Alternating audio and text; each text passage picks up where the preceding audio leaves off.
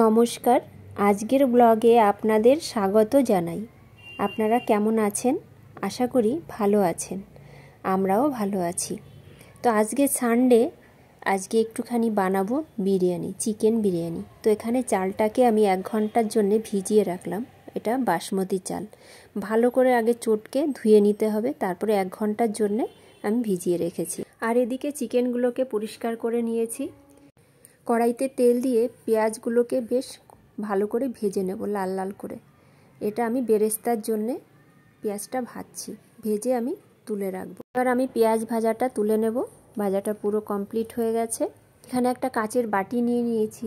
বাটির মধ্যে আমি চিকেনগুলোকে ম্যারিনেট করে নেব। তো এখানে সব চিকেনগুলো ভালো করে চিপড়ে, জল চিপড়ে আমি তুলে নিলাম। আর এর মধ্যে আমি দিয়ে দেব রসুন বাটা, আদা বাটা, কাঁচা লঙ্কা বাটা, লবণ, হলুদ সব কিছু দিয়ে সুন্দর করে আমি মেখে কিছুক্ষণের জন্য ম্যারিনেট করতে রেখে দেব।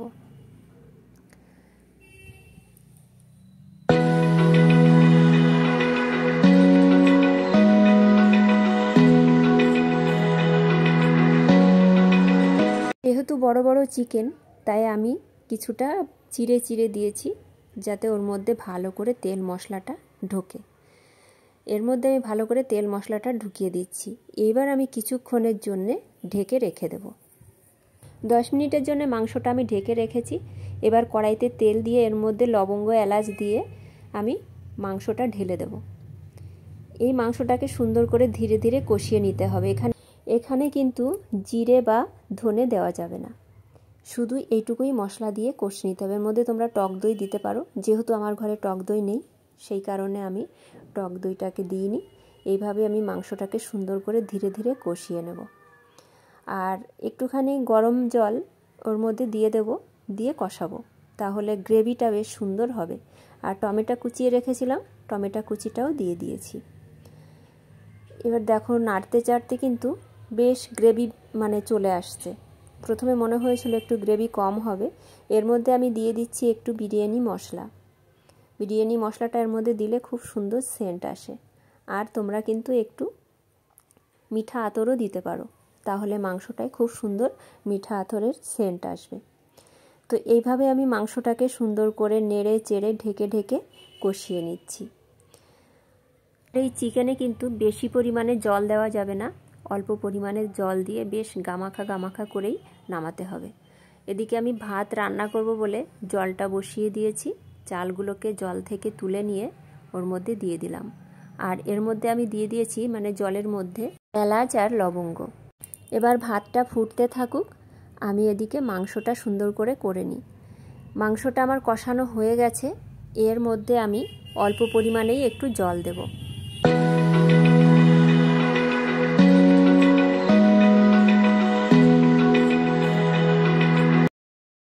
ভাতটা ফুটে গেছে। এবার আমি একটুখানি সাদা তেল ওর মধ্যে দিয়ে দেবো। তোমরা ঘিও দিতে পারো, সাদা তেলও দিতে পারো।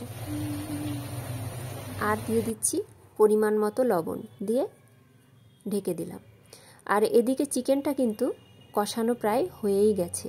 এবার আমি অল্প পরিমাণে জল দিয়ে দেব। জলটা দিয়ে বেশ সুন্দর করে নেড়ে চেড়ে ঢেকে দেব। আর বললাম গ্রেভিটা কিন্তু বেশি দেওয়া যাবে, রাখা যাবে না, অল্প পরিমাণেই রাখতে হবে। এদিকে ভাতটা প্রায় ফুটে গেছে। ফ্যানটা আমি ঝরিয়ে নেব, কারণ 3 ভাগের 2 ভাগ ফুটে গেলেই ফ্যানটাকে ঝরিয়ে নিতে হবে।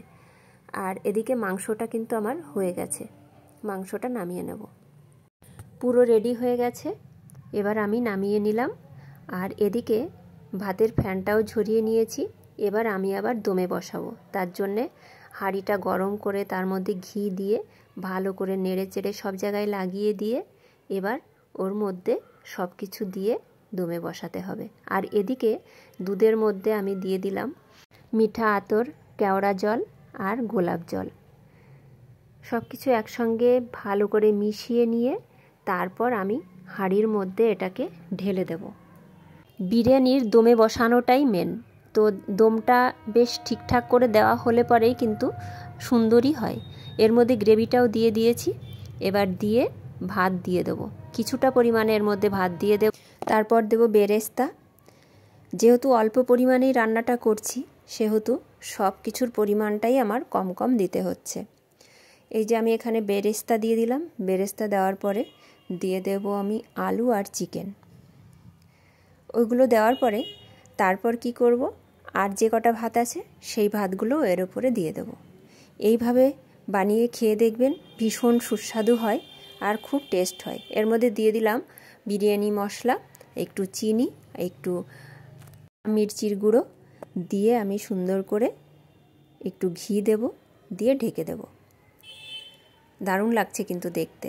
আর কিছুটা পরিমাণে বেরেস্তা ছিল, সেটাও দিয়ে দিলাম। আর এই যে দমে বসিয়ে দিয়েছি। দমে একটা ম্যাক্সিমাম 20-25 মিনিট রাখতে হবে। যেহেতু আমার একদমই ছোট্ট হাঁড়িটা, ওই জন্যে একটু সময় কম লাগলো। বড় হাঁড়ি হলে বেশি সময় লাগতো। দারুণ কিন্তু সেন্ট বেরিয়েছে।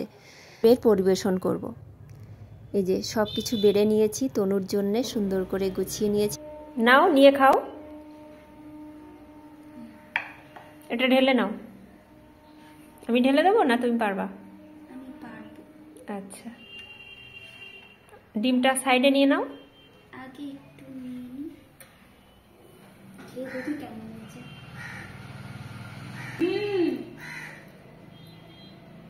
দারুণ, সত্যি মাংসটাও গলে গেছে। কথা তো শুনলাম, এবার আমি একটু টেস্ট করে দেখি কেমন হয়েছে। না, সত্যিই বেশ ভালো হয়েছে, দারুণই হয়েছে খেতে। রেস্টুরেন্টের থেকে খুব সুন্দর হয়েছে। মুন্নির বাবা বিরিয়ানি খেতে অত একটা পছন্দ করে না, কিন্তু আজকে আমি মুন্নিকে খুব মিস করছি। আর আজকের বিকালের আকাশটা দেখুন কত সুন্দর। আজকের ব্লগটা তাহলে এখানেই শেষ করছি। দেখা হবে পরের ব্লগে। আপনারা ভালো থাকবেন, সুস্থ থাকবেন, সাবধানে থাকবেন।